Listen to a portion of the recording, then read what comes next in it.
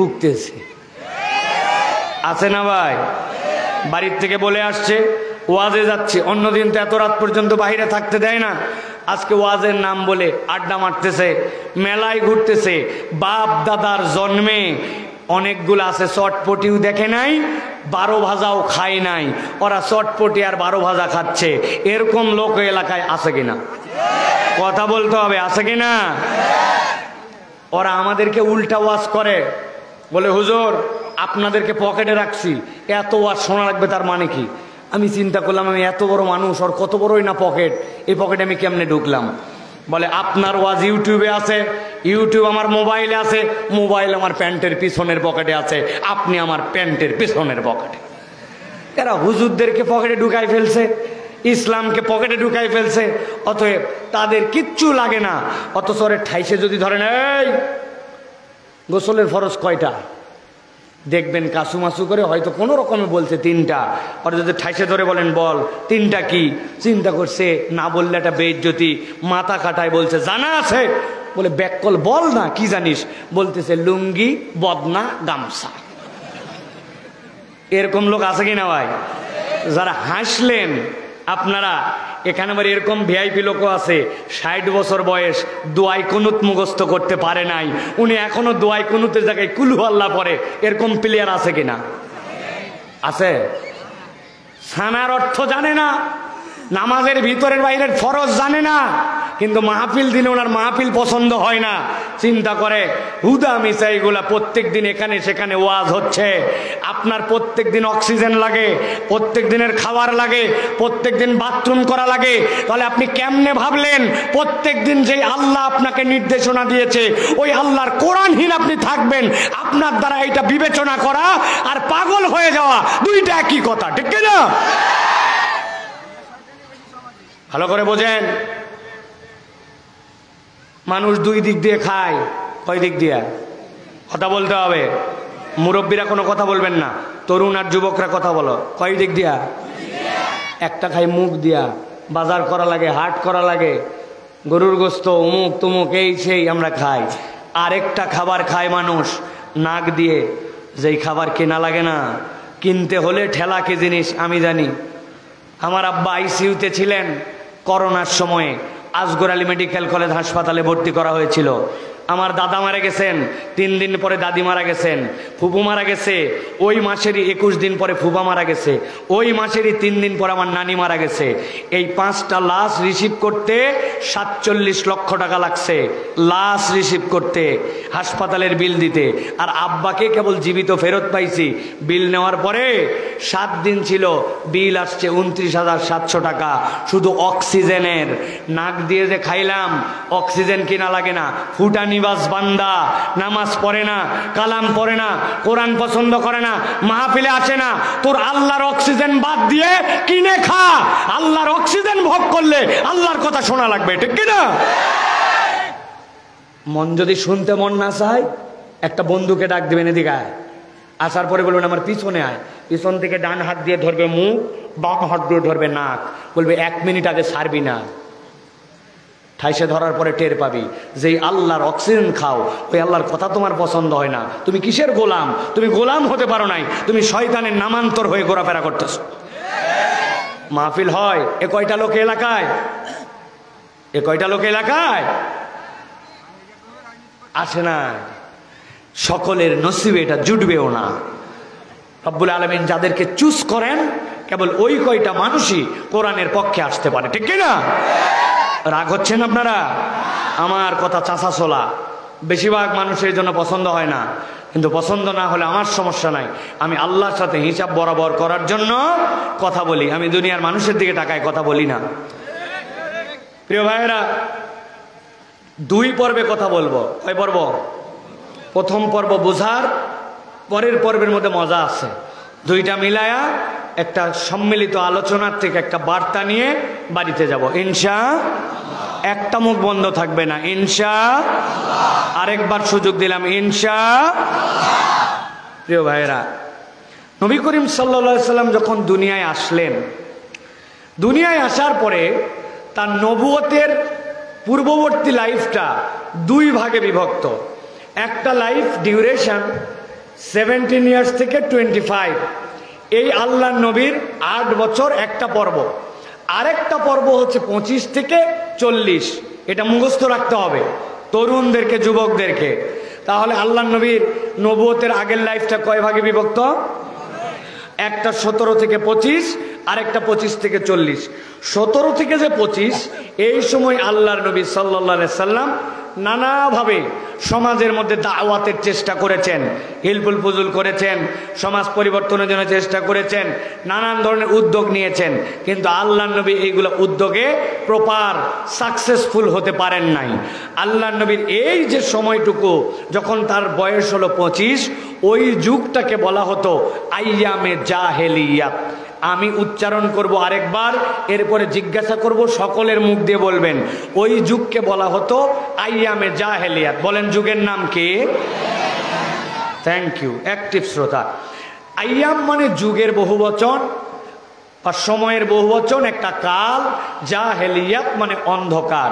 তাহলে ওই যুগকে বলা হতো অন্ধকার যুগ। কি যুগ? অন্ধকার যুগ কেন বলা হতো?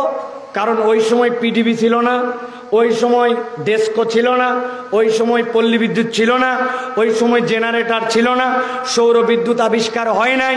পুরা দিনের বেলা সূর্যের যা আলো আলো, সন্ধ্যার পরের থেকে চাঁদ দিয়ে যা আলো পেলো, বাকি পুরা আরব অন্ধকার ঘুটঘুটা।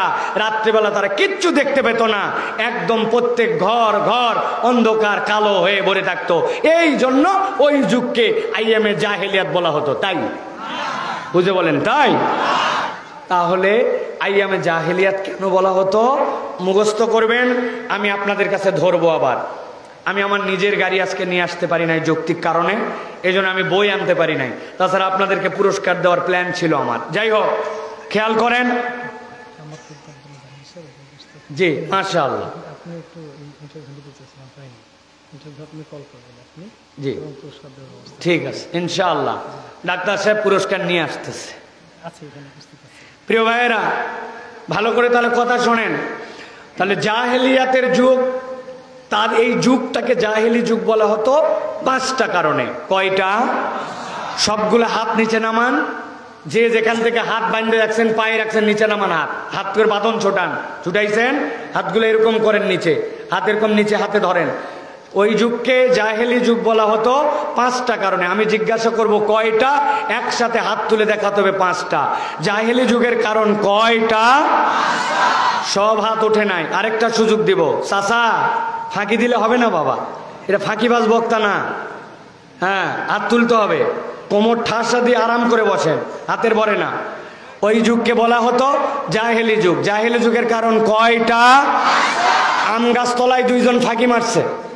ওই যে 2 জন, কি ব্যাপার? আপনারা আমাদের সাথে না? লাস্ট সুযোগ দিলাম। জাহেলি যুগ বলা হতো কয়টা কারণে? মাশাআল্লাহ, হ্যাঁ, এই আলোচনা বাড়িতে নিতে হবে। 1 নম্বর, ওই সময়ে নারীদেরকে ইজ্জত দেওয়া হতো না। নারী ছিল ভোগ্য পণ্যের থেকেও নিম্ন। নারী ছিল তাদের কাছে একটা বাতিল আইটেম, তাকে যে যেভাবে খুশি ব্যবহার করতে পারত। আল্লাহ কোরআনে বলছেন এত নিচু। আল্লাহ বলছেন ওয়াইদাল মাউউদাতু সুইলাত বিআইয়ি যামমিন কুতিলাত। আল্লাহ কাফেরদেরকে জাহান্নামে দেওয়ার আগে জিজ্ঞাসা করবেন, জাহান্নামে তো যাবি, কিন্তু এই ছোট ছোট মেয়ে বাচ্চাগুলোকে মারছিলি কেন? এই উত্তর আগে দে, তারপরে জাহান্নামে যাবি। তাহলে নারীদেরকে কেমন নষ্ট, কেমন বাতিল, কেমন ভোগ্যপণ্য, কেমন মূল্যায়নহীন তারা ব্যবহার করত, এটা হচ্ছে তার 1 নম্বর কারণ। 2 নম্বর, ওই যুগের মানুষেরা এতিম মিসকিনদের সম্পদ ভক্ষণ করাকে অপরাধ মনে করত না। কারো বাপ মরে গেছে, মা মরে গেছে, এতিম হয়ে গেছে, বাকিরা খুশি হয়ে গেছে, ওরা ঠেকানার কেউ নাই, আমার ইচ্ছা আমি তার সম্পদ ভোগ করব, এটা ছিল 2 নম্বর অপরাধ। 3 নম্বর, ওই যুগের মানুষেরা চূড়ান্ত যুদ্ধবাজ ছিল। তাদের কাছে যুদ্ধ কোনো আইটেমই ছিল না। ছোট্ট একটা ঘটনা এসেছে ইতিহাসের মধ্যে। এক লোক একটা উট একজনের বাড়িতে একটুখানি ঘাস উঠেছে পাহাড়ে, ওই জায়গায় বেঁধে রাখছে। এইসব বদমাইশের বদমাইশ, যার উট বাঁধা আছে ওই বাড়ির পাশে যে ওই লোক বলছে, কিরে উট তোর না, অথচ তোর এলাকার ঘাস খাই, তুই কিছুই করতে পারিস না। বলে আমি কি করব? বলে কিছু করতে না পারলেও তোর ঘাস খাইয়ে যে উট দুধ দিচ্ছে, অন্তত তোর বাড়ির ধারে উট বান্ধা উটের দুধটা দোয়া। ওই লোকের এই বুদ্ধি দিয়ে উটের মালিকের কাছে গেছে, যাই বলছে ভাই উট একটা অবলা প্রাণী, সে যেখানে সেখানে ঘাস সেখান থেকেই খাবে, কিন্তু এই বাড়িওয়ালা কত খারাপ কত নিষ্ঠুর, তুই বাইন্দে রাখছিস উট ওই জায়গায় আর তোর উটের দুধ দোয়া নিচ্ছে, ঠেকা। এরে বলছে দোয়া, ওরে বলছে। এরকম কিলিকবাজ লোক কি আমাদের চাপা এলাকায় আছে নাকি ভাই? একটু বুঝে বলেন, আছে ভাই? এই যে ছোট ঘটনা, এই ঘটনা নিয়ে একটা যুদ্ধ বাজছে। এটা হচ্ছে সেই একটা উটের যুদ্ধ, 100 বছর পর্যন্ত তারা এই ঘটনা নিয়ে যুদ্ধ করছে। এই রকম যুদ্ধ বাজছিল তারা। 4 নম্বর অপরাধ, ওই যুগের মানুষেরা ছিল ওই সময়ে সবচেয়ে বেশি ডাকাত এবং ডাকাতি প্রবণ। আমাদের দেশে একটা ডায়লগ আছে, জোর জার, বাবা সবাই জানে দেখি, জোর জার। ওইখানকার মানুষের এটা একটা বড় অভ্যাস ছিল, আমার ক্ষমতা আমার পাওয়ার, আমি যেমনে ইচ্ছা ভোগ করব, তোমার ঠেকানোর কোনো ইচ্ছা নাই, আমি ক্ষমতায় আছি পাওয়ারে আছি, দেশের সব টাকা বিদেশে পাচার করে দিব, যারে মন চাই তারে জেলে ঢুকাবো, যার মন চাই বিনা বিচারে অথবা সাজানো বিচারে ফাঁসি দিব, জোর আমার মুল্লুক আমার। এত জোরে ঠিক বললেন? এটা আমি তো 1450 বছর আগের কথা বলতেছি আপনাদের। হ্যাঁ, ভালো করে বোঝেন। 4 নম্বর কারণ। 5 নম্বর কারণ, ওই যুগের মানুষেরা মূর্তি পূজাকে এমন পর্যায়ে নিয়ে গিয়েছিল যে আমি আমার ভাষায় বলি, আল্লাহ মাফ করুক, বোঝানোর জন্য অনেক সময় বলি, যত কাল্লা তত আল্লাহ। নাউজুবিল্লাহ বলেন, বলেন তো, যত কাল্লা তত আল্লাহ, মানে প্রত্যেকের ইলাহ আছে। আমার কথা না, ওমরে ফারুক রাদিয়াল্লাহু তাআলার কথা। আপনারা চাপায়ের লোক, আমার বাড়িও নওগাঁ, উত্তরবঙ্গের মানুষ আমরা। আপনাদের যারা মুরব্বী আছেন তারা চিনবেন, আগে অনেক লোক আসতো ফেরিওয়ালা, কি বলে ফেরি করতো, এই ভাঙা চূড়া জুতা স্যান্ডেল এইগুলার বদলে লই কটকটি নিতে পারেন। কটকটি খাইছেন আপনারা ভাই? ওরে বাবা, দাঁতের নিচে একবার দিলে 2 ঘন্টা ফুরায় না, আটা দিয়ে এমন আটকায় যায়, দুর্বল দাঁত হলে টান দিলে অনেক সময় বাচ্চা কাচ্চা দাঁত সহ উঠে গেছে, ঠিক না ভাই? আব্বা আমাদেরকে খাইতে দিত না, বলে এটা বাজে জিনিস, খারাপ জিনিস দিয়ে বানানো, এটা খাওয়া যাবে না, কিন্তু যা নিষেধ ওইটাই খালি খাইতে মন চায়। আল ইনসানু হারিসুন ফিমা মুনিআ, মানুষকে যা মানা করে ওইটাই মানুষ করতে চায়। আব্বা যত মানা করতো তত 1 টাকার কয়েনে চুরি করে আমরা লই খাইতাম। আপনারা খাইছেন ভাই? হযরত ওমরে ফারুক বলছেন, আরবের লোকেরাও এক ধরনের লই বানাতো, কিন্তু ওরা লই বানাতো কেমনে, ওরা ওইটা ঘুঁটে ঘুঁটে ঘুঁটে ঘুঁটে ওইটা যখন আঠা হয়ে যেত ওইটাতে একটা মূর্তি বানাতো, মূর্তি বানায়া নিজের হাতেই বানাইছে একটা মূর্তি বানায়, বগলের নিচে নিয়ে বলছে এটাই আমার ইলাহ। হযরত ওমর বলতেছেন, ওইটা বগলে নিয়ে আমরা গেছি দুম্বা চড়াতে, মাঠের মধ্যে দুম্বা চড়াতে চড়াতে দুপুর হয়ে গেছে, আইরে খিদা লাগছে, বাড়ি আসতে আসতে দেরি হবে, চিন্তা করছে আমার ইলা হোক, মাথার দিক খাবো না, ঘোড়ার দিক খাই। ওমর রাদিয়াল্লাহু তাআলা বলছেন অর্ধেক খাইয়ে ফেলাইছি, খাওয়ার পরে আরো খিদা লাগছে, বাড়ি আসতে আসতে গোটা ইলা খাইয়ে ফেলছি। ওমর বলতেছেন, কেমন বেকুব ছিলাম আমরা, কি জাহেল ছিলাম, নিজের হাতে বানানো মূর্তি নিজে খাইয়ে ফেলছি আমরা। কানায় কাবাকে মূর্তির মিউজিয়াম বানাইছে। এইটা ছিল জাহেলি যুগের 5টা কারণ। নারীর মর্যাদা ছিল না, এতিমের সম্পদ ভক্ষণ করত, জোরজার মুল্লুকতার যুদ্ধবাজ, আর তারা সামগ্রিকভাবে মূর্তি পূজারী ছিল। এই 5টা কারণে ওই যুগকে জাহেলি যুগ বলা হতো। আল্লাহ নবী সাল্লাল্লাহু আলাইহি সাল্লাম 25 বছর বয়স হলো, নবীজি এই যুগকে পরিবর্তন করবেন, সাধ্যের মধ্যে, তার আয়ত্তের মধ্যে, ক্যাপাসিটির মধ্যে নাই। আল্লাহ নবী এর পরে নীরবতাকে পছন্দ করে নিলেন। এই 5টা অপরাধ থেকে জাতিকে কেমনে মুক্ত করা যায়, এই ভাবনা নিয়ে আল্লাহ নবী গারে হেরায় চলে গেলেন। 1 বছর 2 বছর নয়, 15 বছর আল্লাহ নবী গারে হেরায় ছিলেন।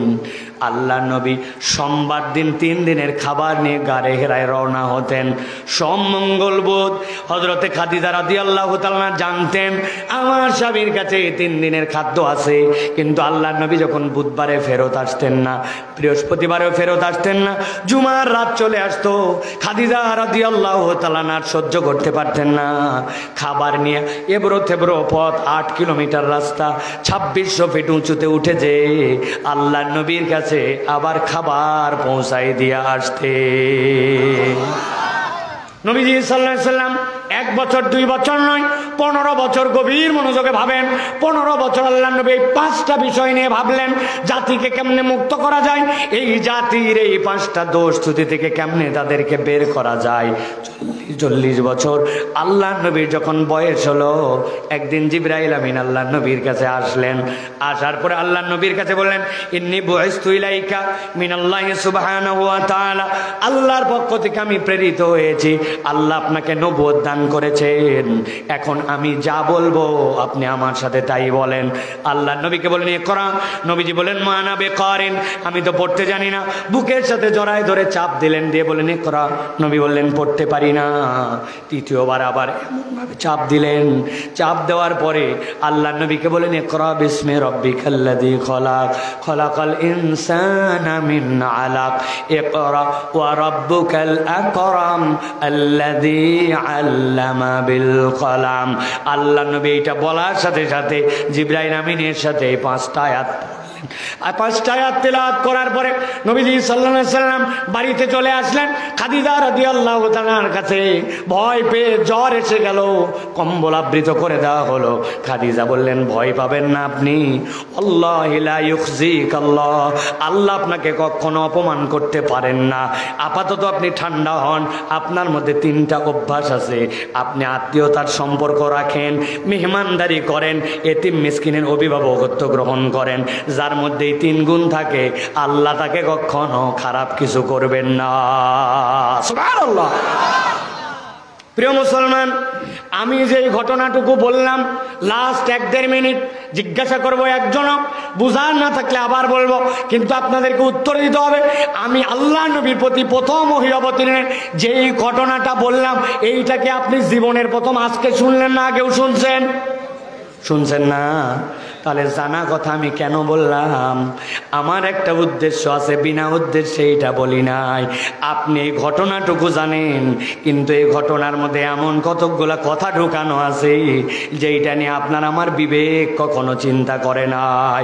নবীজি 5টা বিষয় নিয়ে ভাবতেছিলেন। ওই মানুষগুলা মূর্তি পূজারী, ওই মানুষগুলা নারীদেরকে সম্মান দেয় না, ওই মানুষগুলা এতিমের সম্পদ খায়, চূড়ান্ত যুদ্ধবাজ, ওই মানুষগুলা দুনিয়ার বুকে জোর যার মুল্লুক তার ঢাকা থেকে পেশা বানাইছে। 15 বছর একটা লোক 5টা বিষয় নিয়ে ভাবলো, কিন্তু ওহি আসলো ইকরা বিসমি রাব্বিকাল্লাযী খলাক। পড়ুন আপনি ওই রবের নামে যিনি আপনাকে সৃষ্টি করেছেন। আপনার আমার আকল কি বলে, আপনার আমার সুবিবেচনা বলে নবীকে বলার কথা, হে নবী যান আপনি তাওহীদের দাওয়াত দেন, এই কৌশল বলে দেওয়া হলো নারীদেরকে এভাবে হেফাজত করেন, এই বুদ্ধি দেওয়া হলো যুদ্ধ বন্ধ করেন। আপনার আমার বিবেক তো বলে এইরকম আয়াত আসার কথা, কিন্তু এরকম একটা আয়াত আসলো না। 15 বছর আল্লাহ নবী ভাবলেন। নবীর প্রতি আসলো ইকরা বিসমি রাব্বিকাল্লাযী খলাক। আপনি আমি প্রথম ওহীর ঘটনা জানি, কিন্তু এই আয়াতের ভিতরে আল্লাহ যে বার্তা দিয়েছেন ওইটা নিয়ে চিন্তা করি না, ঠিক কি না? আমার আল্লাহ রাব্বুল বলছেন ওয়া কাযালিকা আওহাইনা ইলাইকা রূহাম মিন আমরিনা মা কুনতা তাদরি মাল কিতাব ওয়ালাল ঈমান। আল্লাহ বলছেন আমার হাবিব আপনাকে আমি জিবরাইল আমিনের মাধ্যমে ওহী দিলাম, আর আপনাকে আমি জানাই দিলাম মা কুনতা তাদরি মাল কিতাব ওয়ালাল ঈমান। আপনি প্রপার কিতাব কাকে বলে জানতেন না, ঈমান কাকে বলে জানতেন না। আমি আল্লাহ রাব্বুল আমিন আপনাকে কিতাব দিলাম, ঈমান দিলাম। আল্লাহু আকবার। আল্লাহ বলছেন যেই কিতাব দিলাম আপনি দেখতেছেন এইটা কিতাব, আপনি দেখতেছেন এইটা কোরআন, কিন্তু আমি আল্লাহ বলতেছি এইটা কেবল কিতাব নয়, এইটা কেবল কোরআন নয়। আল্লাহ বলছেন ওয়ালাকিন জাআলনাহু নূরা। আমি রব্বুল আলামিন এটাকে কেবল কিতাব দেই নাই, তুমি দেখতে পাও না, বরং এইটাকে তোমাদের জন্য আলো বানায়া দিছি। সুবহানাল্লাহ। সব আলো চোখে দেখা যায় না। টিউবলাইটের আলো জ্বলতেছে, আলো আপনি দেখতে পান। এমন কতকগুলো আলো আছে কাজ করে এর থেকে বড় ভয়াবহ, কিন্তু আপনি দেখতে পান না। এরকম আলো চেনেন আপনারা? চেনেন? এখানে এরকম কোনো কেউ আছেন নাকি জীবনে একবার এক্স-রে করছেন, একবার সিটি স্ক্যান, একবার এমআরআই, হাত পা বুক ভাঙে গেছে, ফাইটে গেছে, কিন্তু জীবনে একবার এক্স-রে করা লাগছে? হাত তোলেন, হাত নামান। আপনি এক্স-রে রুমের মধ্যে আপনাকে ঢুকাই বলছে জোরে করে শ্বাস টেনে বন্ধ করেন, আপনি করে বন্ধ করছেন। বলে এরপরে যখন বলা হবে তখন দম ছাড়বেন। 1 সেকেন্ড 2 সেকেন্ড পরে বলছে ঠিক আছে, নিঃশ্বাস ছেড়ে দেন। আপনাকে সিটি স্ক্যান মেশিনের মধ্যে ঢুকাই দিয়েছে, পুরাটা ঢুকাইয়া বাইর করে বলছে যান, পরে রিপোর্ট দেওয়া হবে। হাত দেখা গেছে ভাঙা, স্পাইনালের হাড্ডি দেখা গেছে এইটার সাথে ওইটা লেগে আছে, আপনার দেখা গেছে পায়ের হাড্ডি ফ্র্যাকচার হয়ে গেছে। একটা পরীক্ষার মাধ্যমে আপনার রিপোর্ট চলে আসছে, কালো একটা পেপারের মধ্যে আপনার হাড্ডি দেখা যায়। আপনার যে পরীক্ষা করা হলো ওই সময় যে অতি বেগুনি রশ্মি পার হয়েছে, আপনি কি আলোটা দেখতে পাইছে? না, দেখতে পান নাই। আল্লাহ বলছেন ওয়ালাকিন জাআলনাহু নূরা নাহদি বিহি মান নাশাউ ইলা সিরাতিন মুস্তাকিম।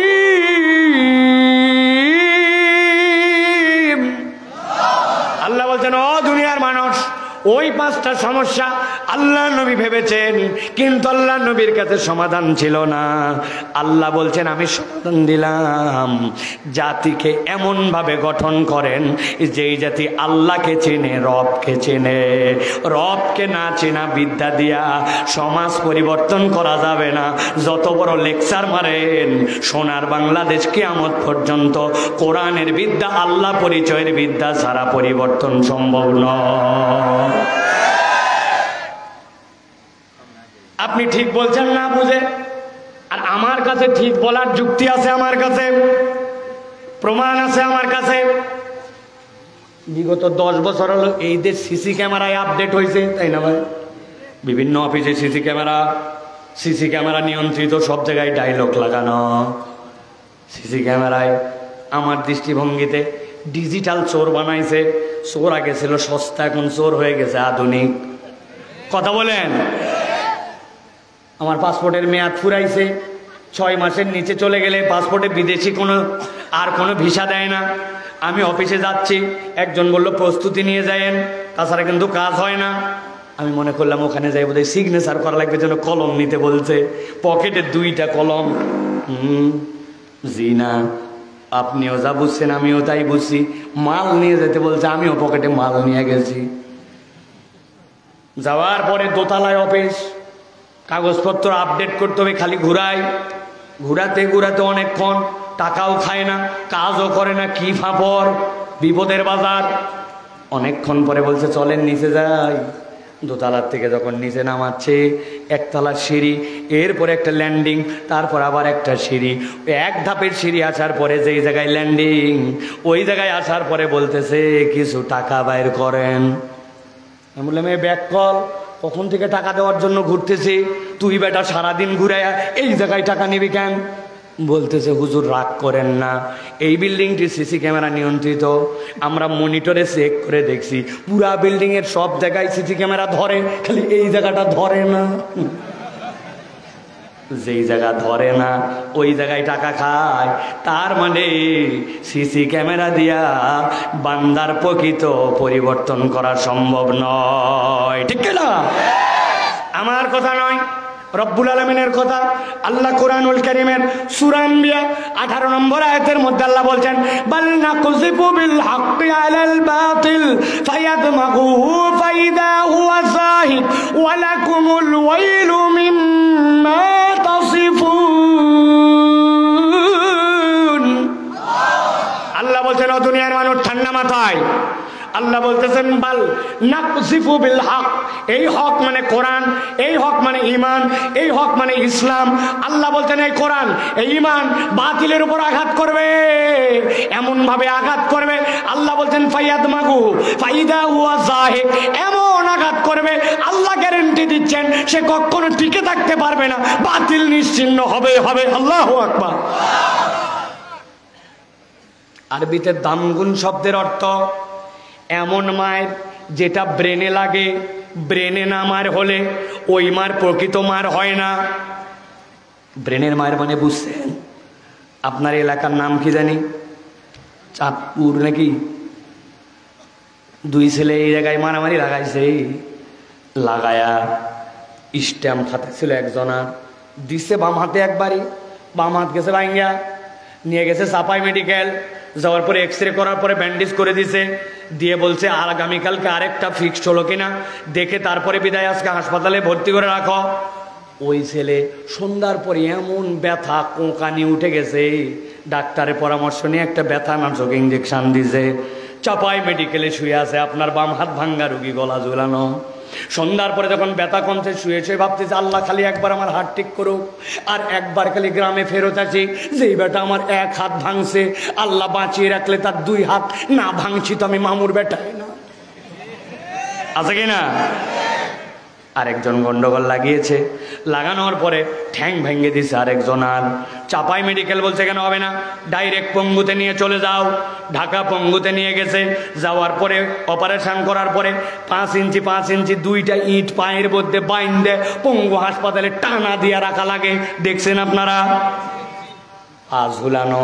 সন্ধ্যার পরে পাগলের মতো চিৎকার, ডাক্তার ইঞ্জেকশন দিয়ে ব্যথা কমাইছে।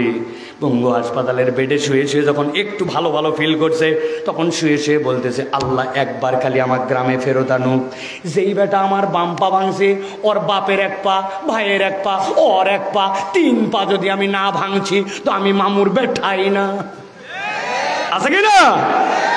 কিন্তু ভালো করে বোঝেন, মারামারি দুইজন লাগাইছিল, লাগানোর পরে এক হাত ভাঙছে, পাও ভাঙছে, কিন্তু বাড়ি একটা হঠাৎ করে ব্রেনের মধ্যে লেগে গেছে, মাথার মধ্যে।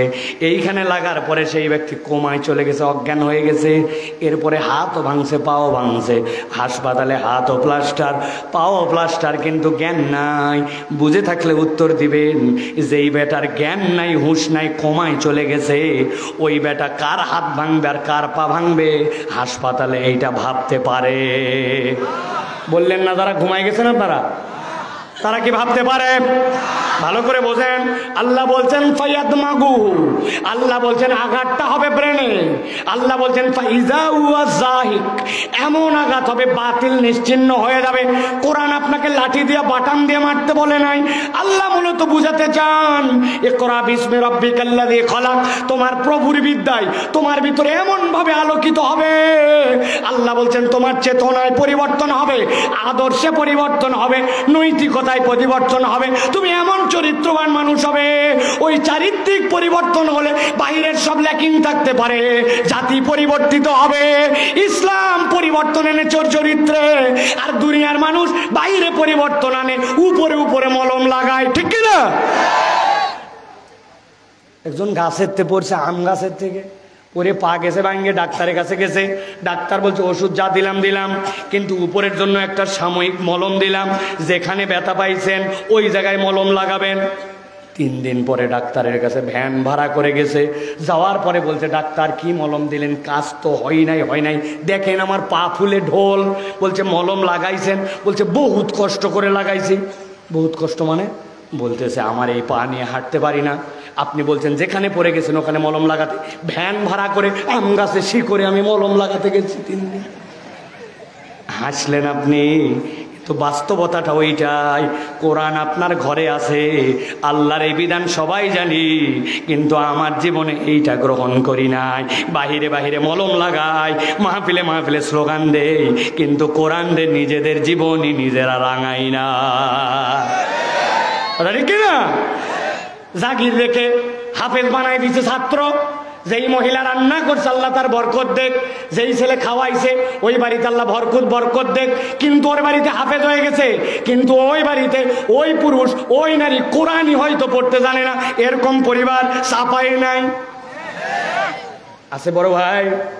আহা, আমার আল্লাহ বলছেন ওয়ালাকুমুল ওয়াইলু মিম্মা তাসিফুন। কোরআনের ব্যাপারে, আল্লাহর ব্যাপারে কিছু বলার আগে 2 বার ভেবে কথা বলো। উল্টা পাল্টা কথা বললে আল্লাহর কাছে ধরা খাওয়া লাগবে। অনেক লোক, অনেক পণ্ডিত এখন আমাদের সমাজে বাড়াইছে, ওনারা নামাজের ইসলাম নিতে রাজি, রোজার ইসলাম নিতে রাজি, হজের ইসলাম নিতে রাজি, কিন্তু তাকে যদি বলা হয় আল্লাহর জমিনে আল্লাহর বিধান অনুযায়ী, আল্লাহর দেওয়া বিধান অনুযায়ী এই এই সমান সংসদ চলুক, এই দেশ চলুক, তখন তারা বলে এই লোকগুলা রাজনীতির কথা বলে। আছে কিনা? সব মানতে রাজি, এইটা মানতে রাজি। আল্লাহ বলছে ওয়ালাকুমুল ওয়াইল মিম্মা তাসিবুন, মুখ সামলায় কথা বলো, উল্টা পাল্টা কথা বলবা বানাই আল্লাহ ঠিক করে দিবে। আল্লাহ বলছে ওয়ালাকুমুল ওয়াইল, তোমার জন্য ওয়াইল আছে। অতএব হিসাব করে সমাজ পরিবর্তন করতে হবে। এখন একটু হিসাব মেলাবো। ওই যুগে নারীর সম্মান ছিল না, এই যুগটা ওই যুগের সাথে মেলে কিনা একটু দেখবেন তো। এই যে আপনার আসার সময় রাস্তার ওই মোড়টার নাম কি আপনাদের আগের বাজার? না, বেলাল বাজার না, তার আগে আমি তো রহনপুর দিয়ে আসছি।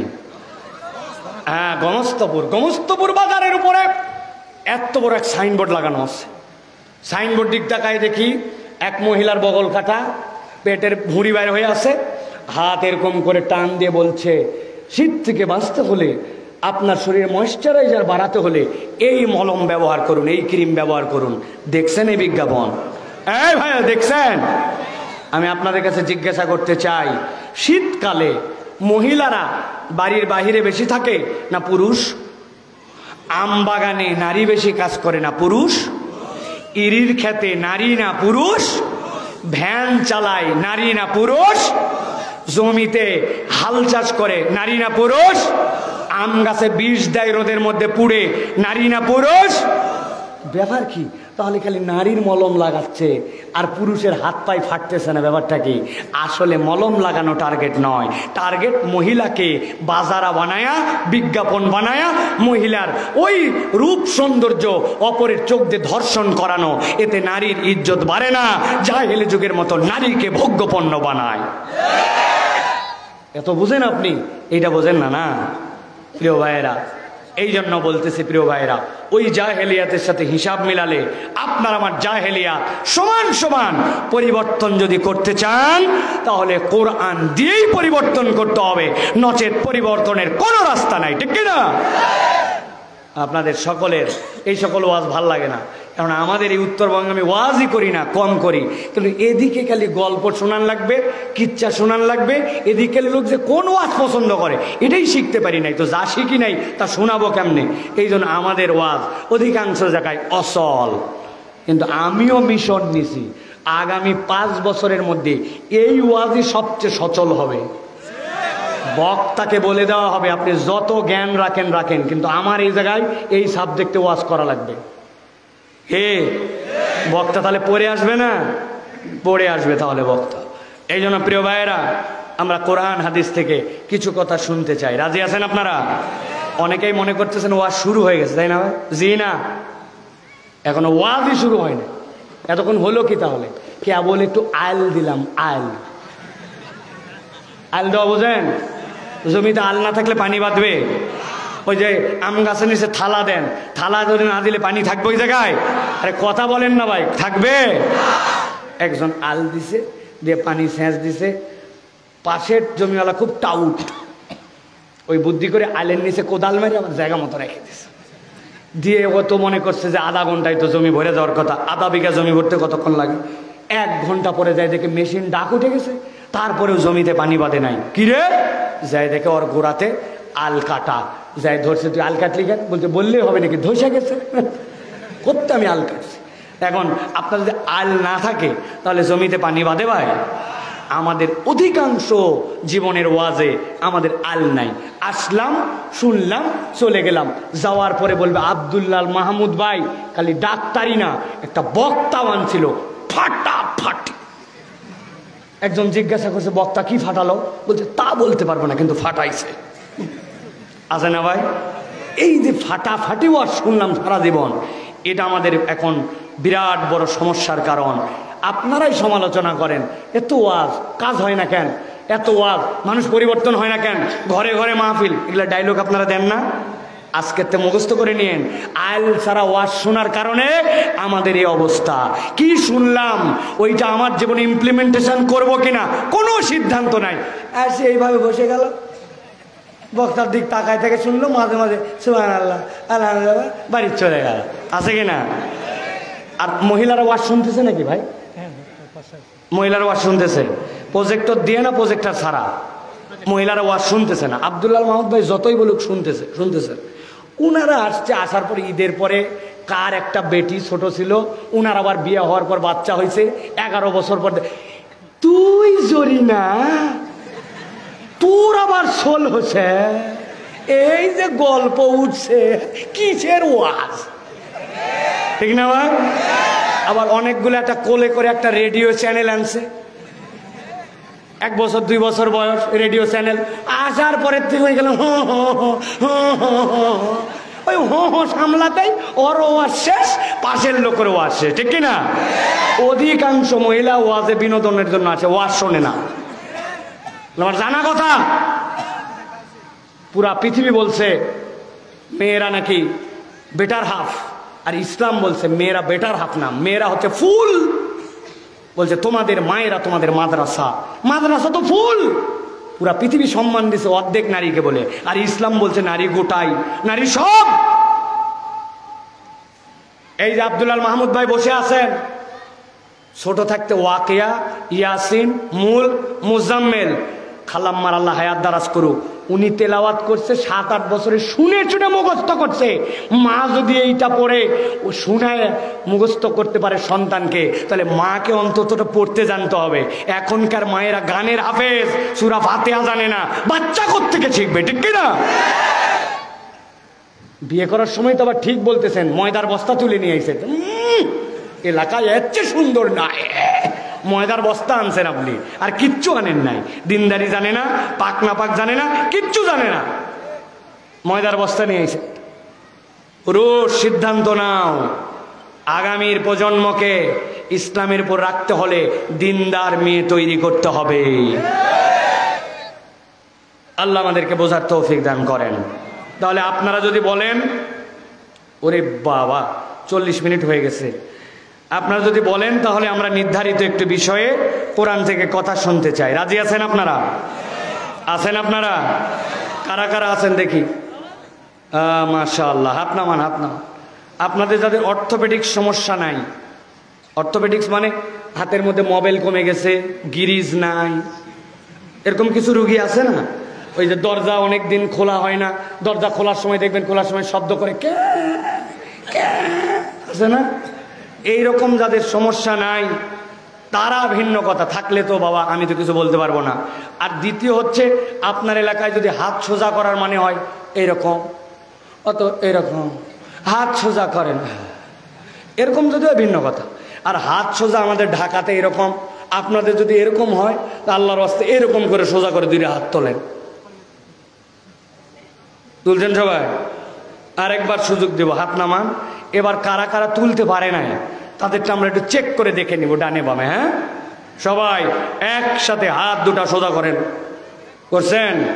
কারা কারা উঠাতে পারে নাই দেখেন, এবার সোজা হয় নাই কাদেরটা, সোজা হয়েছে? শক্ত করেন, শক্ত করেন। পিছন দিকে একটু টানা দেন, পিছনে পিছনে টানা দেন, জোরে দেন।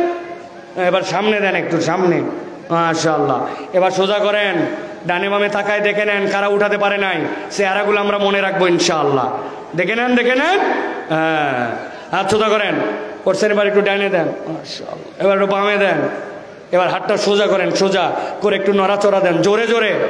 এবার একটু রিল্যাক্স করে বসেন, হাত নামাবেন না, পা আরাম করে বসেন, পা পরিবর্তন করেন, রিল্যাক্স করেন, নড়াচড়া দিয়ে বসেন, একটু রিল্যাক্স আরাম করে বসেন। হাত সোজা করছেন? হাত নামাইছে কারা কারা? আবার চাচা কি ব্যাপার? সোজা করেন। এবার গলাটা একটু পরিষ্কার করেন, ভালো করে সোজা করেন, হাত সোজা। হাত এবার বুক বরাবর নেন, এই বরাবর। এবার বাকি ওয়াজ এইভাবে শুনবেন। রেডি আছেন সবাই? আমি যখন এবার একটা তাকবীর দিব, লিল্লাহে তাকবীর, তখন আকাশ বাতাস মুখরিত করে একটা তাকবীরের ধ্বনিতে আমাদের এই জনপদকে প্রকম্পিত করতে হবে। পারবেন ইনশাআল্লাহ? যারা পারবেন না তারা বলেন আল্লাহুম্মা আমিন। এবার যারা পারবেন তারা বলেন আল্লাহুম্মা আমিন। এবার যারা জেগে আছেন তারা বলেন আল্লাহুম্মা আমিন। এবার যারা ঘুমায় গেছেন তারা বলেন আল্লাহুম্মা আমিন। এত লোক ঘুমাইছেন আপনারা, ঘুমায় ঘুমায় কথা বলা যায়?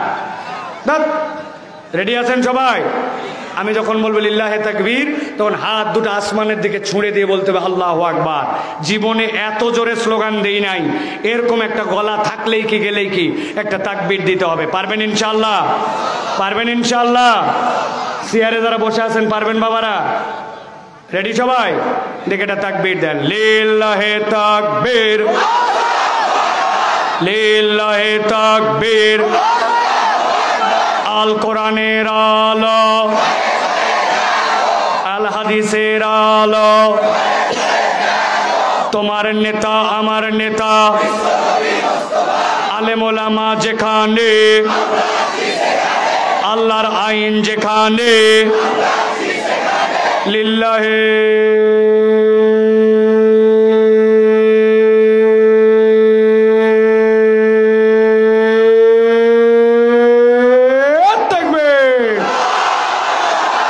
আলহামদুলিল্লাহ। আলহামদুলিল্লাহ বলেন। শয়তান আছে আর? যে কয়টাকে একটু মনে করছিল বাড়ির যা, অনেকক্ষণ হলো এই শয়তান মোটামুটি চাপায়ের রাস্তায়, ঠিক না? আল্লাহু আকবারের স্লোগান শয়তান পছন্দ করে না। এই জন্য দুনিয়াতেও যাদের দলের ম্যানিফেস্টোতে আল্লাহু আকবারের স্লোগান নাই, এরাও শয়তানের মামাতো চাচাতো খালাতো ভাই। আমরা দ্ব্যর্থহীন কণ্ঠে বলে দিতে চাই, ইনশাআল্লাহ আগামীর বাংলাদেশ ইসলামের বাংলাদেশ, আগামীর বাংলাদেশ কোরআনের বাংলাদেশ, আগামীর বাংলাদেশ তরুণ যুবকদের বাংলাদেশ, আগামীর বাংলাদেশ ইসলামের পক্ষের বাংলাদেশ। ওই বাংলাদেশে আল্লাহু আকবারের পক্ষে যারা, তাদের পক্ষে আমরা, আল্লাহু আকবারের পক্ষে যারা নয়, তাদের সাথে ইমানদারের সম্পর্ক নাই, ঠিক না? মুরব্বীরা ঠিক বলবেন না, 50 বছর আপনাদেরকে দেখছি, মিশাই ঠিক। এক কাপ চা আর এক বিড়ি দিয়া ইমান বেঁচে ফেলছে এরা, ঠিক না? যুবকরা এখন আগাতে হবে। এই মুরব্বীদেরকে আল্লাহ পছন্দ করে না। বলবে হুজুর এত বড় বড় ডায়লগ মারতেছে। আল্লাহ নবী বলছে জান্নাতে যাওয়ার পরে সব মুরব্বী যুবক হয়ে যাবে। আল্লাহ যদি মুরব্বীকে পছন্দ করতো তাহলে আল্লাহ বলতো সব যুবক বুড়া হয়। তার মানে আপনাদের বিরোধী না আমরা, কিন্তু আপনারাও যুবক হয়ে যাবেন, ঠিক না? আল্লাহ আমাদের মুরব্বীদের হায়াত দারাজ করুক। আল্লাহ এই ছায়াগুলো আমাদের মাথার প্রতি দীর্ঘ করুক। আল্লাহ তাদেরকে ইসলামের পক্ষে সিদ্ধান্ত নেওয়ার তৌফিক দান করুক। আল্লাহুম্মা আমিন।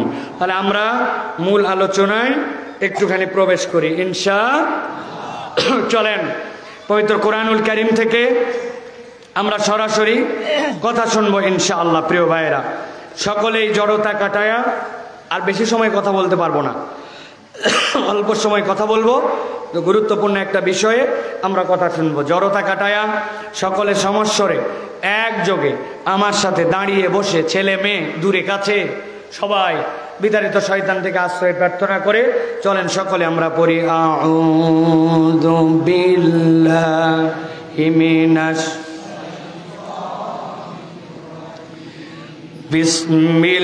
বিসমিল্লাহির রাহমানির রাহিম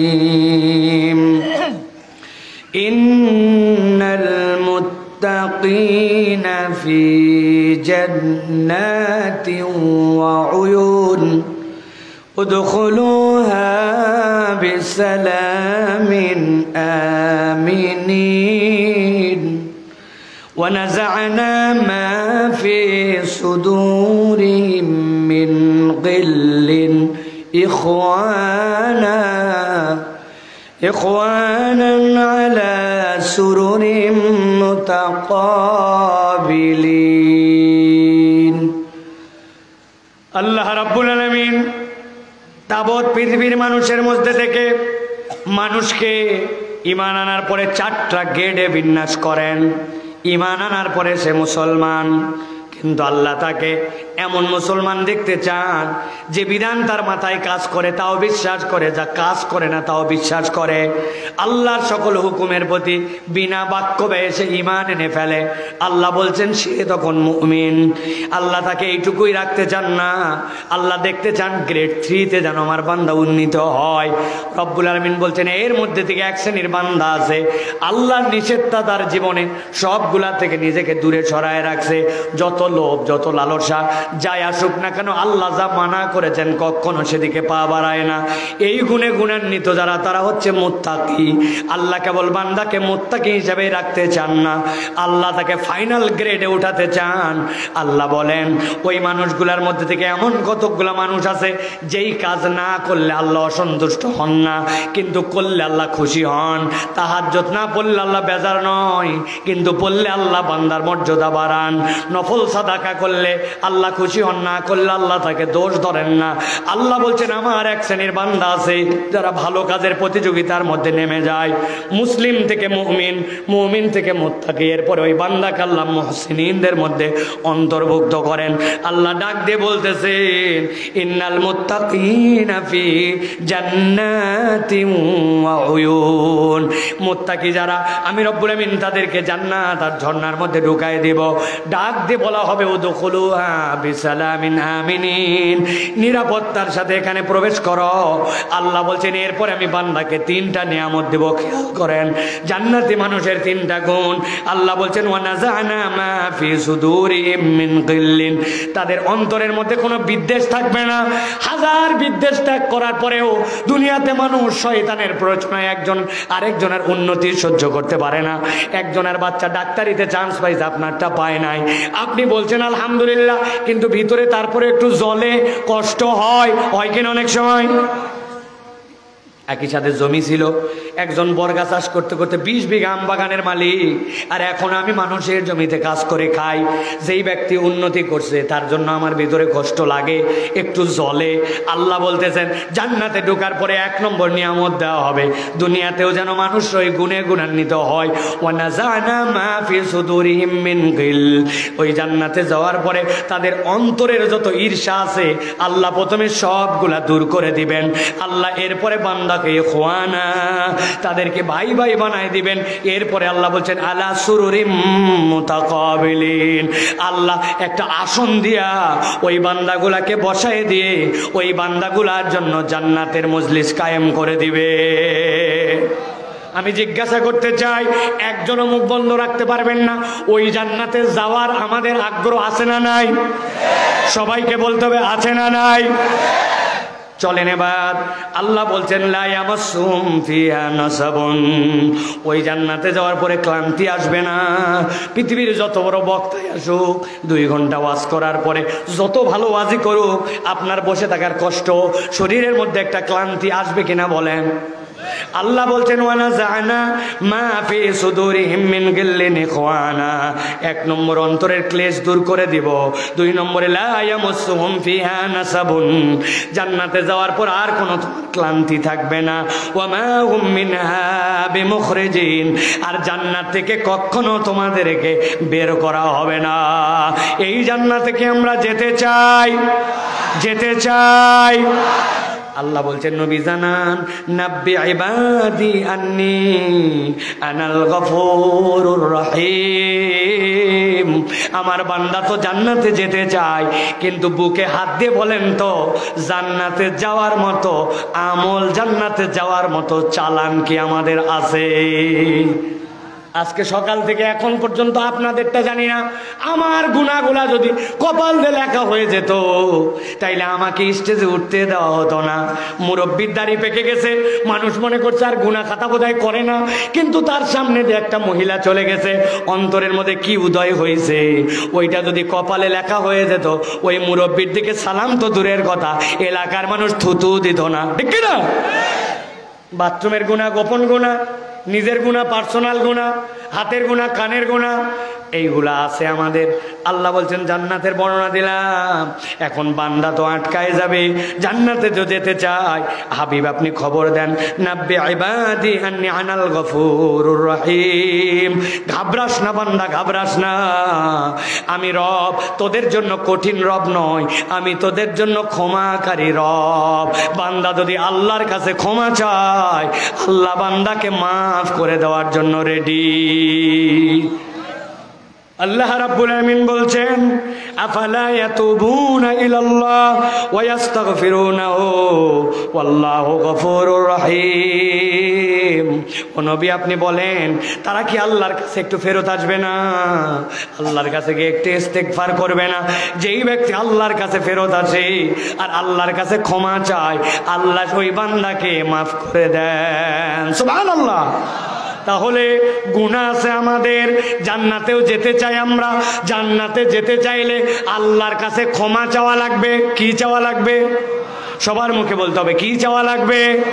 আরেকবার বলতে হবে কি চাওয়া লাগবে। আজকে মূলত সংক্ষিপ্ত 20 মিনিট, আর এই 20 মিনিটে আমরা গভীর একটা বিষয়ে জেনে বাড়ি চলে যাব।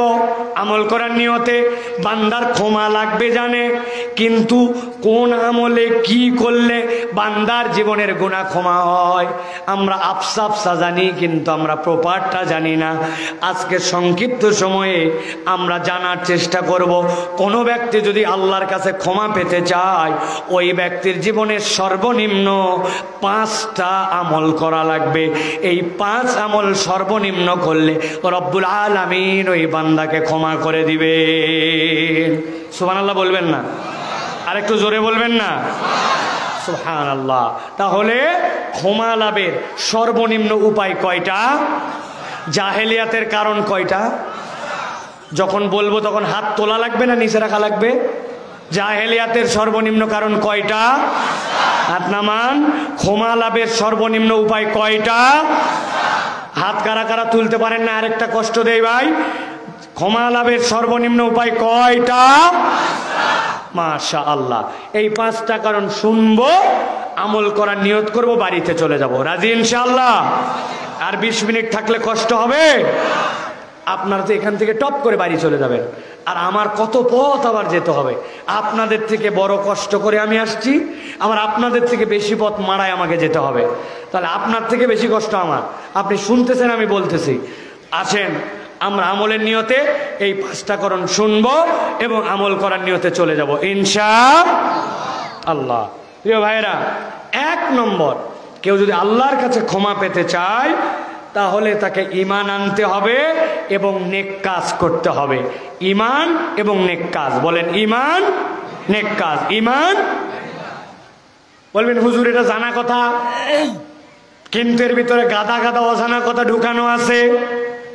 আল্লাহ কোরআনে বলছেন, সূরা ফাত 29 নম্বর আয়াতের মধ্যে বলছেন, ওয়াদাল্লাহুল্লাযীনা আমানু ওয়া আমিলুস সলিহাত মিনহুম মাগফিরাতাও ওয়া আজরান আযীমা।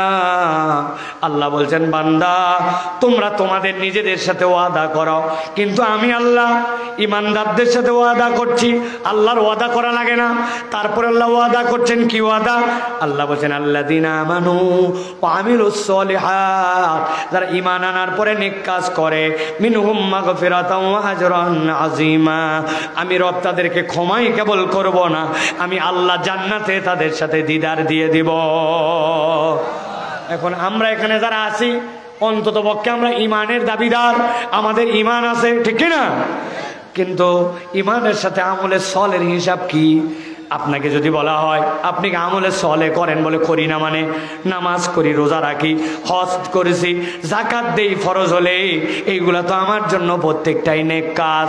আমি আপনাকে জানাতে চাই, নামাজ রোজা হজ যাকাত ভালো কাজ, কিন্তু নামাজ রোজা হজ যাকাত একমাত্র নেক কাজ নয়। হুজুর কি সাংঘাতিক কথা! আপনার এলাকায় কোনো ছেলে যদি কোনো স্কুলে পড়ে, আর ওই স্কুলের মধ্যে যদি ওই ছেলেটা পরীক্ষার মধ্যে 33 মার্ক পেয়ে পাস করে, বলেন তো এই 33 মার্ক পাওয়া কি খুব ভালো মার্ক?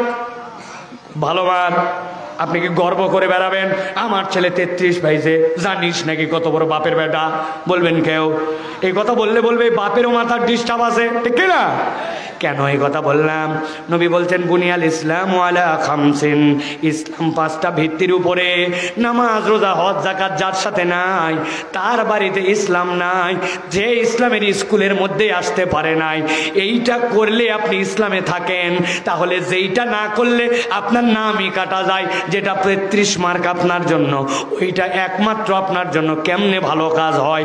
ওইটা নিঃসন্দেহে ভালো কাজ, কিন্তু ঈমানের সাথে আল্লাহ আরো কতগুলা ভালো কাজ করতে বলেছেন, ঠিক কিনা?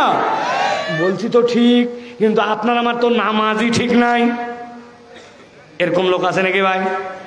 বাপরে, ঢাকায় কিছু ভিআইপি মুসল্লি আছে, উনাদের দুই কাঁধের ফেরেস্তার মধ্যে ডান কাঁধের যে ফেরেস্তা, ওই ফেরেস্তা 8 দিন বেজার, কোনো কাজ তার নাই। কেবলমাত্র জুমার দিন 1:15টার সময় মসজিদের সামনে আসে ওই লোক। আসার পরে মোবাইল টিপতে টিপতে পকেটে ঢুকায়া কতকামাতির সালা জুতা খুলে মসজিদের মধ্যে দিছে দৌড়। আছে না ভাই?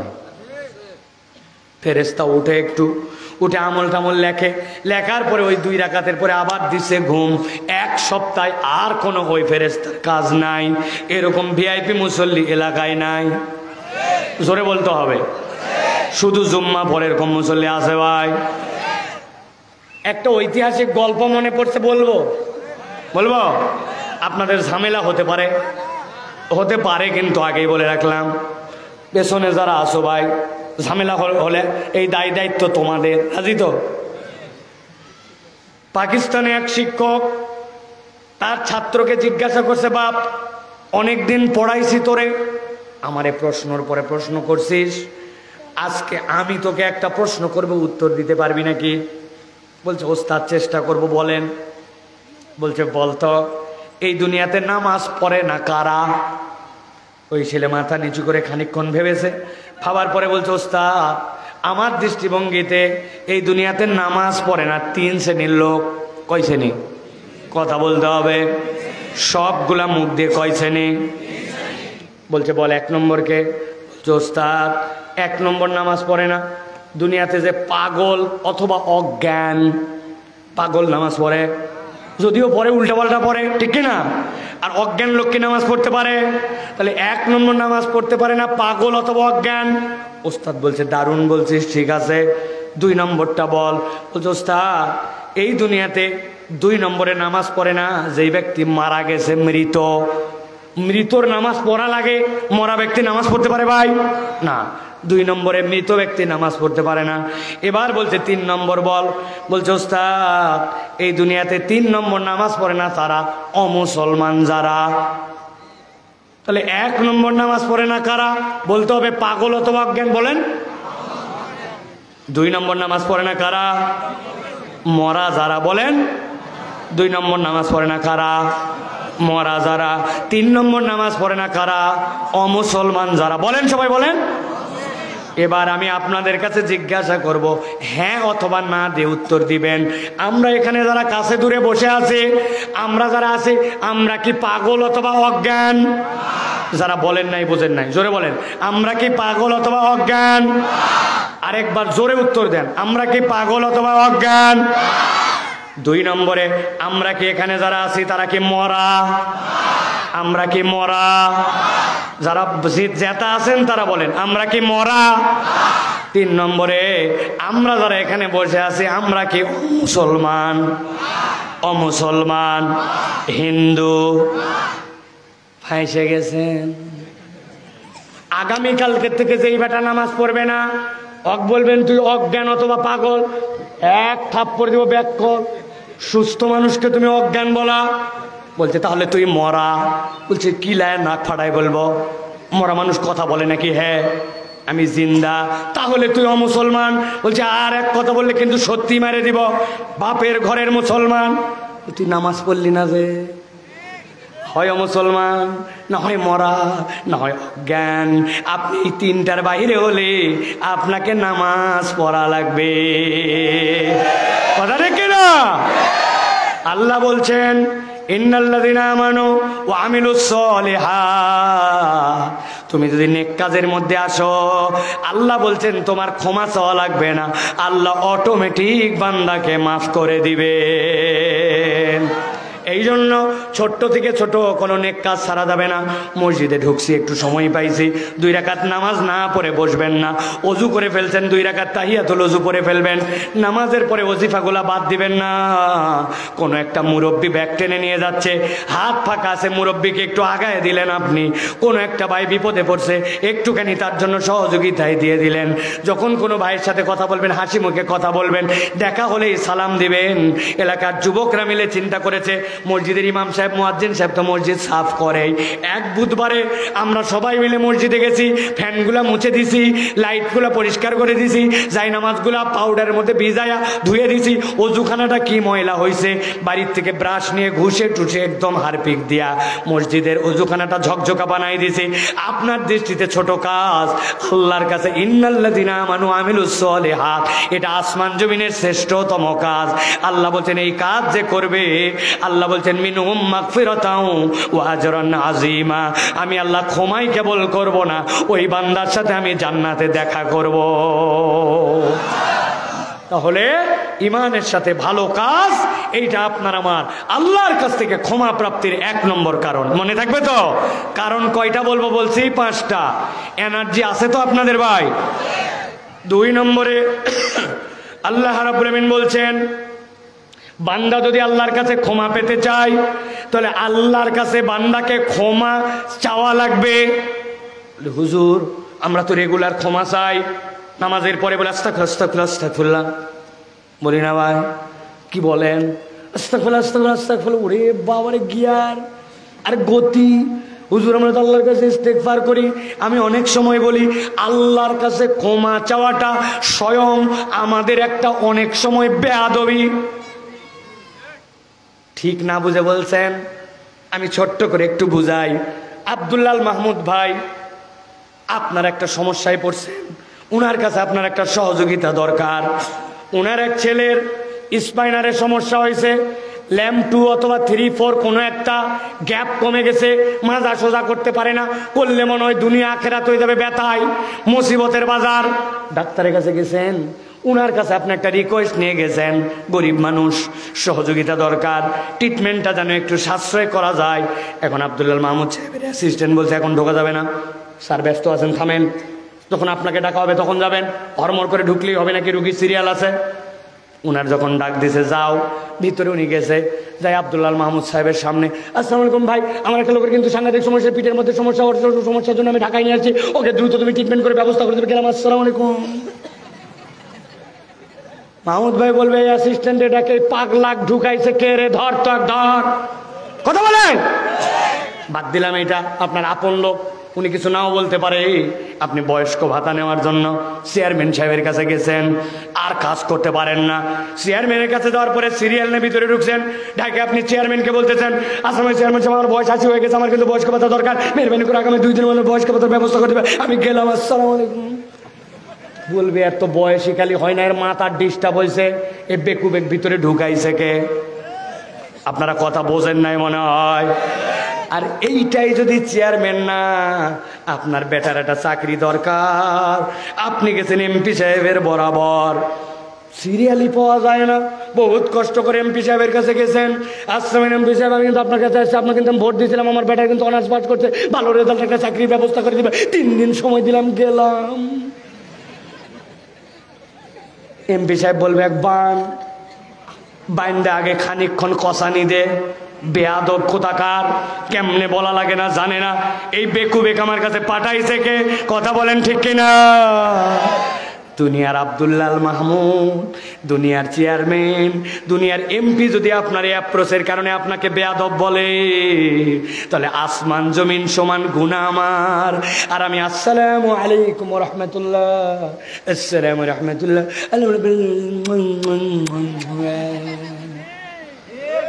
আছে কিনা? এই দোয়াই যদি আবার ইমাম সাহেব না করে, ইমাম সাহেবের চাকরি নট, ঠিক না? তোমার বাপ দাদা বোঝে নাই, আগের হুজুরা কিছু জানতো না, মোনাজাত তুলে দিছে, ইমাম সরা দেশে ইমামের অভাব পড়ছে নাকি? ইমামটাও একটু সময় নিয়ে করে, ব্যক্তিগত নামাজের পর খেয়াল করে দেখেন, হাসেন না। আমরা কেমন বেয়াদব আল্লাহর কাছে, যে আমি রব্বানা যালামনা আনফুসানা, আল্লাহর কাছে একটু দায়িত্ব নিয়ে বলতে পারি না। কে আছেন বলেন? এই রমাজানে একটা সিজদা দিছিলেন আধা ঘন্টা, হুজুর একটা পাইছি, হুজুর আমার বেটার জন্য দোয়া করবেন, সংসারের জন্য দোয়া করবেন, চাকরির জন্য দোয়া, হুজুর এটা কন্ট্রাক্টর, আপনার আল্লাহকে আপনি কোনোদিন হাত তুলে 15 মিনিট বললেন না? সিজদায় চোখগুলো বের হয়ে আসবে এরকম করে 10 মিনিটের একটা আকর্ষণীয় সিজদা দিলেন না? আল্লাহ আর পারতেছি না, আল্লাহ আমি তো আর সিজদায় থাকতে পারতেছি না, কি দোয়া করব মনে নাই, কিন্তু আল্লাহ তোমারে ক্ষমা করে দেওয়াই লাগবে, আমার ছেলেরে বড় করা লাগবে, আমার নাতিটাকে আল্লাহ ইমাম ইবনুল কাইয়িম বানানো লাগবে, ইমাম নববী বানানো লাগবে, আল্লাহ আমার বংশধরকে আল্লাহ আল্লাহ ইমাম বুখারীর মতো বংশধর করা লাগবে।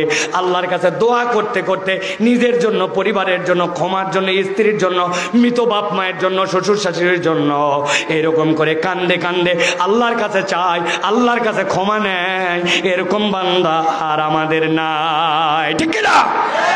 আপনাদের কথা বাদ দেন, আমরা হুজুররাই নাই, ওয়াজ করি বড় বড়, আমল নাই, কথা বলেন। আল্লাহ বলতেছেন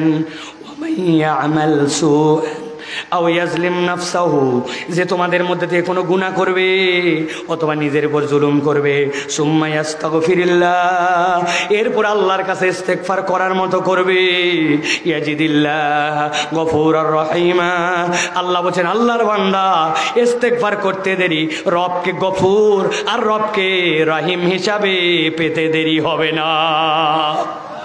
চাই না? আমরা চাই না? শপথ করেন, দোয়া মুনাজাতে আল্লাহকে সময় দিবেন, সিজদায় একটু বেশি করে কানবেন। এই তরুণ, এই যুবক, তালেবে ইলম, আল্লাহর কাছে নিজের ভাগ্য পরিবর্তন করতে চাইলে অপরের দোয়া লাগবে না, তুমি আল্লাহর কাছে সিজদায় পড়ে থাকো, আল্লাহ কেবল কোরআনের হাফেজ হইছে এইটুকুতে থাকতে চাই না, যুগ শ্রেষ্ঠ আলেম হতে চাই, কোরআন বুঝতে চাই, আমার রিজিকের জিম্মাদারি তুমি নাও আল্লাহ, চোখের পানি দিয়ে ভাষায় ফেলো যায় নামাজ, 1 দিন 2 দিন 40 দিন করে দেখো রব্বুল আমিন কেমনে তোমাকে আসমানে উড়াইয়া দেয়। চাই না আমরা? এই জন্য 2 নম্বর, চাওয়ার মতো চাইতে হবে, মনে থাকবে তো? এই সকল ভক্কর চক্কর দোয়া করা যাবে না। আল্লাহর নবী বলছেন কেউ যদি আল্লাহর কাছে ইস্তেগফার করে বোনাস হিসাবে 3টা নিয়ামত পাবে। 1 নম্বরে আল্লাহ রাব্বুল আলামিন তার কঠিন সমস্যা দূর করে দিবেন, 2 নম্বরে তার রিজিকের পেরেশানি থাকবে না, 3 নম্বরে আল্লাহ রাব্বুল আলামিন তার দুনিয়ায় যত দুশ্চিন্তা, ওই দুশ্চিন্তার জিম্মাদারি আল্লাহ নেবেন, আল্লাহ বান্দাকে কখনো দুশ্চিন্তায় মশগুল করাবেন না। সুবহানাল্লাহ। 3 নম্বরে ওই বান্দা যদি আল্লাহর কাছে ক্ষমা পেতে চায়, আল্লাহ বলছেন আল্লাহর জন্য তাকে তওবা করতে হবে। এই তো হুজুর প্যাঁচ লেগে গেল, একটু আগেই বলেন ইস্তেগফার, আবার তওবা কি জিনিস ভালো করে মনে রাখেন। তওবার ভিতরে ইস্তেগফার আছে, ইস্তেগফারের ভিতরে তওবা নাই। তওবা কোনো সাধারণ বিষয় নয়। মুহাদ্দিসিনে কেরাম বলছেন তওবা যদি কেউ করতে চায় তাহলে তার মধ্যে একটা বুঝ নিতে হবে। আল্লাহ কোরআনে বলছেন তুবু ইলাল্লাহি তাওবাতান নাসুহা, তওবা যদি করো নাসুহা তওবা করো। নাসুহা তওবা মানে কি? মুফাসসিররা বলছেন নাসুহা শব্দটা 2টা মৌলিক ধাতু থেকে আসছে, নাসহাতুন অথবা নাসাহাতুন। যদি নাসাহাতুন থেকে আসে তার মানে হচ্ছে আল্লাহর কাছে ফেরত আসা। আগে আপনি এই মোবাইলটা এখানে ছিল, এটাই তার জায়গা, এখন আপনি এখানে রাখছেন, জায়গা চেঞ্জ হয়ে গেছে, কিন্তু বেসিক জায়গায় আবার ফেরত নিয়ে আসছেন, এটা তার জায়গা। আল্লাহ বলছেন বান্দা তুই আল্লাহর কাছে ছিলি কিন্তু তুই পথ হারাইছিস, আমি আল্লাহর কাছে আবার ফেরত জায়গা মতো আয়, এইটা হচ্ছে নাসাহা।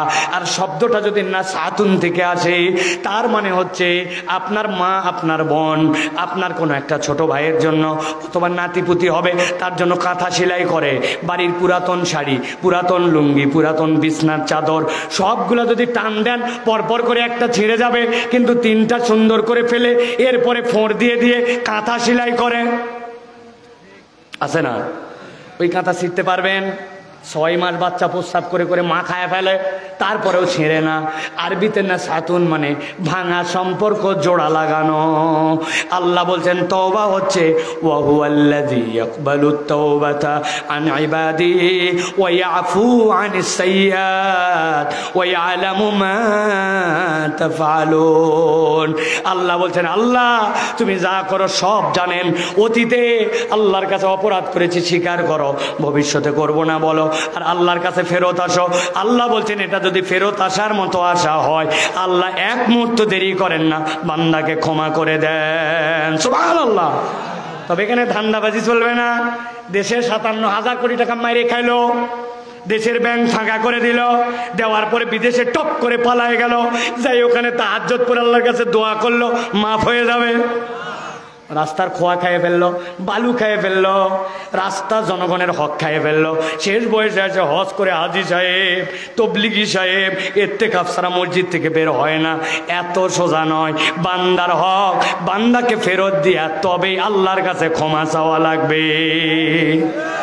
এত বড় দাড়িওয়ালা বাপ মরার সময় বলে গেছে বোনের জমি দেশ, ওই বেটা এখনো জমি দেয় নাই, হজ করা শেষ, কাজ হবে, বাটাম হবে, বাটাম। কোদাল দিয়া অন্যের জমি দখল করছেন, আইল ঠেলে 6 আঙ্গুল ঢুকাইছেন, 1 বিঘার জমির আবাদ আপনার, 4 আঙ্গুল বান্দার হক খাইছেন। এত সোজা না, হিসাব বরাবর করা লাগবে। বিদেশে ছিল 1 ছেলে, 3 ছেলের জন্য জমি কিনে ফেলাইছেন, ওই ছেলেরে বঞ্চিত করছেন। ওই বাচ্চা ক্ষমা না করলে আপনি বাপ হলেও আপনাকে আল্লাহর কাছে হিসাব দেওয়া লাগবে, ঠিক কিনা? অতএব বান্দার হক নিয়ে টাল্টি বাল্টি করা যাবে না, এটা বুঝে নিয়েন। এটা হচ্ছে তওবা।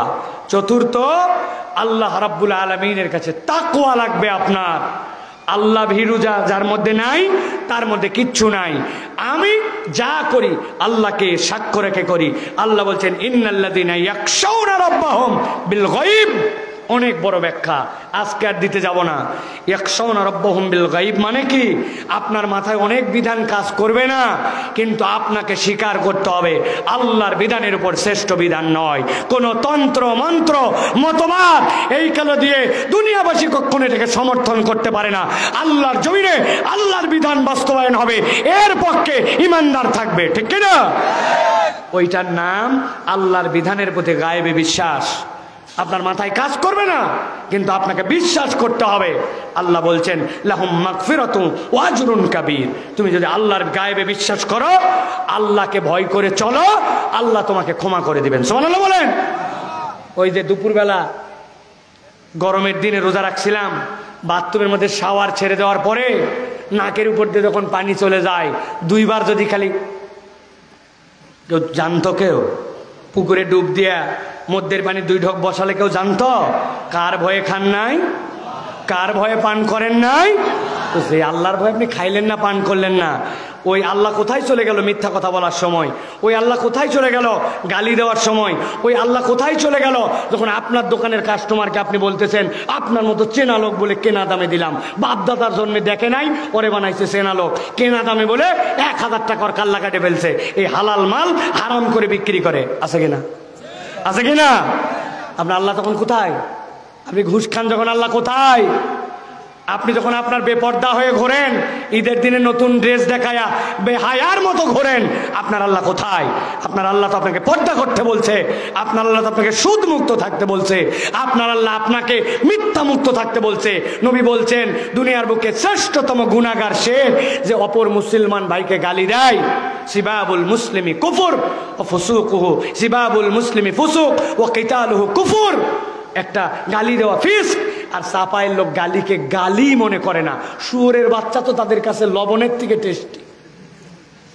অন্য জায়গায় গালি দেয় না, বউরে এসে ডাক দেয় ময়াকার গয়ে দীর্ঘই, বানান করে দিব? হ্যাঁ, ময়াকার দীর্ঘই বানান করা লাগবে? আহা, কি খারাপ নাপাক মুখ বানাইছি। আল্লাহ বলছেন ইন্নাল্লাযীনা ইয়াখশাউনা রাব্বাহুম। তাহলে ক্ষমা এমনি হয় না, আল্লাহকে ভয় করতে হবে। আমি মিথ্যা কথা বলি না, আল্লাহকে ভয় করে। 2 নম্বর করি না, আল্লাহকে ভয় করে। গালি দেই না, আল্লাহকে ভয় করে। টাকনুর নিচে কাপড় পরি না, আল্লাহকে ভয় করে। এই মুরব্বি, বয়স কত হয়েছে আপনার? দাড়ি নাই কেন মুখে? তো চাচি আম্মা পছন্দ করে না, আনস্মার্ট লাগে। ওরে ভণ্ড! হ্যাঁ, আল্লাহ নবীর মুখে দাঁড়িয়ে দিয়ে আল্লাহ বললেন ওয়া ইন্নাকা লাআলা খুলুকিন আযীম। পৃথিবীর সবচেয়ে স্মার্ট মানুষ তিনি, আর আপনি স্মার্টনেসের সংজ্ঞা বের করছেন দাড়ি ছাড়া। আপনি গুনাহ করতেছেন, আল্লাহকে আপনার ভয় করা হয় নাই, হয় নাই, হয় নাই।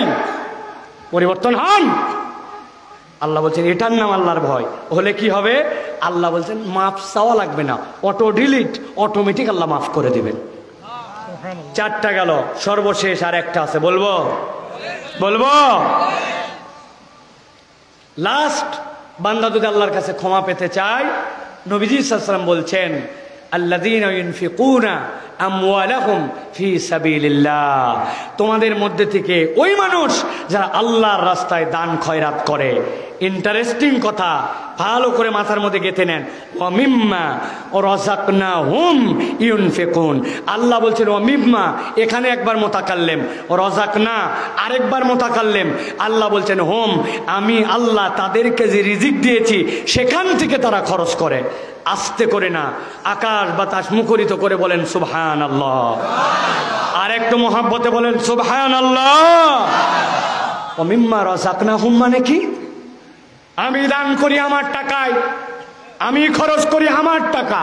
বলে না ভাই, আমার আম গাছ, আমার আম বাগান, আমার এরি ক্ষেত, এই বুঝনে যদি আপনি চলেন, আল্লাহ নিকৃষ্টতম বান্দার মধ্যে আমি একজন।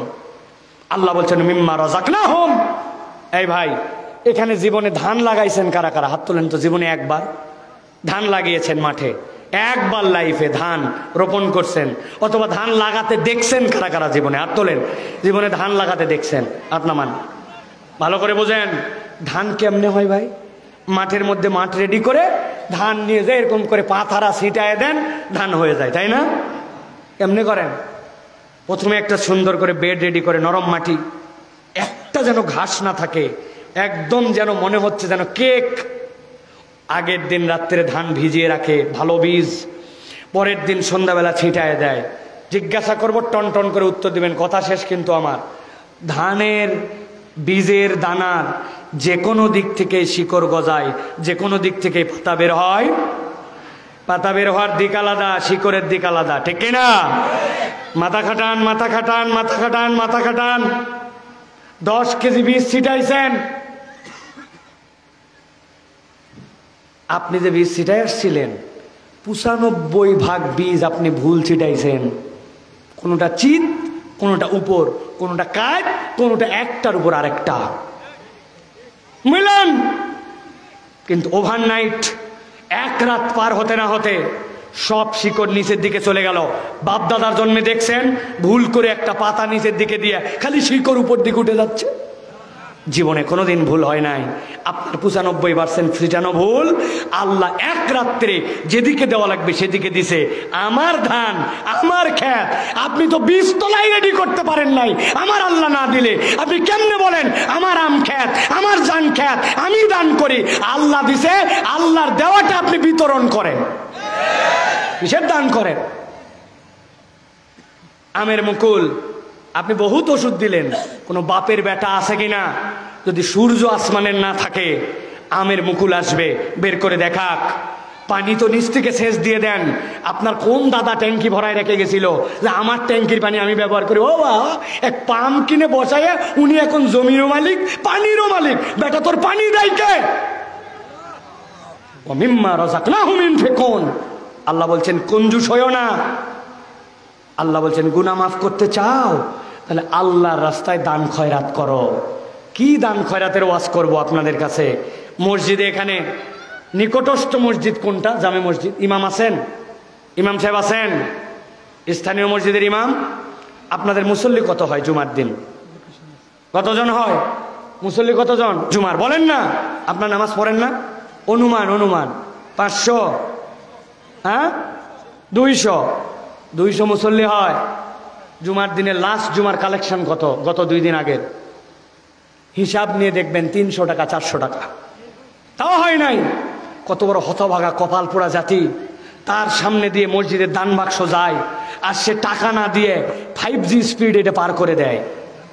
কি আছে কিনা? আপনি চায়ের দোকানে বসলে 10 টাকা খরচ করেন, আপনার বন্ধু আসছে এলাকায়, চা খায় বিল দিবে, বলছে আমার এলাকায় তুই আসছিস, তুই দিবি না। কই তুই দিবি না, তুই দিবি না, তুই দিবি না। ওরে ধাক্কা ধাক্কির ঠেলায় চায়ের দোকানদার বলছে 2 জনই দেন। এক জামা আয়রন করতে 10 টাকা লাগে, চায়ের মধ্যে 2টা বিস্কুট চুবালে 10 টাকা চলে যায়। মুরব্বী বলে আমি রিটায়ার্ড, আমার টাকা নাই। ছেলে বলে আমি স্টুডেন্ট, আমি কোত্থেকে দান করব। আরেকজন বলে আমি ভ্যান চালা, কামাই রুজি কম। আরেকজন বলে কেবল বাগান হয়েছে, এখনো ফল বিক্রি করি নাই, টাকা কোথায়? এই হতভাগা কপাল পোড়া মসজিদে সপ্তাহে 20 টাকা দেয় না। 200 মুসল্লি হলে ওই মসজিদে সপ্তাহে অন্তত পক্ষে 4000 টাকা ওঠার কথা, অথচ তার সামনে যে দান বাক্স যায় 20 টাকা দিতে পারে না, 2 টাকা 1 টাকা দেয় না। এই আবার ফুটানি মেরে বলে আমার আম খ্যাত, আমার জাম খ্যাত, আমি আল্লাহর বান্দা, আমি তোমার কাছে ক্ষমা চাই। দান না করলে ক্ষমা পাওয়া যায় না। শপথ নেন আগামী জুমার থেকে মসজিদে 20 টাকার নিচে দিব না। বলেন রাজি আছেন? হাত তুলে বলেন আল্লাহকে, হাত তুলে বলেন। যারা যারা ফকির হয়ে যাবেন 20 টাকা দিলে তারা হাত তুলেন না। 20 টাকা দিলে আবার অভাব হয়ে যাবে, টানাটানি হয়ে যাবে। হাত নামান। অধিকাংশর মনে থাকবে না, চ্যালেঞ্জ দিলাম। বলে হুজুর নতুন নতুন জামা পরে আসছিলাম তো টাকা আনতে ভুলে গেছি।